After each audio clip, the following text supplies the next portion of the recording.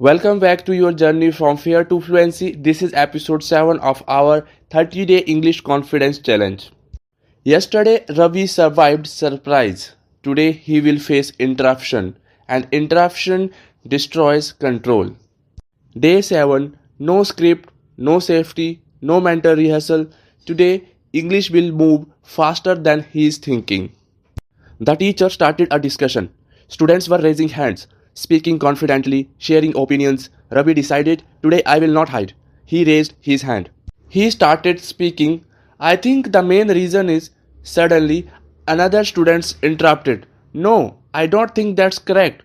The class turned, all eyes on Ravi. His stomach tightened.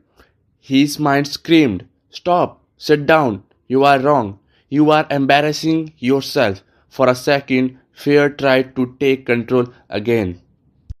But something changed. Instead of stopping, Ravi said, maybe I am not fully correct, but this is how I understood it. Silence. Not scary silence, listening silence.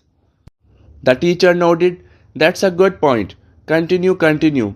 No one laughed, no one attacked him, no one destroyed him. He continued, not perfectly, but steadily. Ravi understood something powerful. Fluency is not speaking without interruption. Fluency is continuing after interruption. Confidence is not having control, it is staying calm without it. Listen carefully. The world will interrupt you. People will disagree. Some will speak better than you. Some will speak faster. But if you stop every time someone challenges you, you will never grow.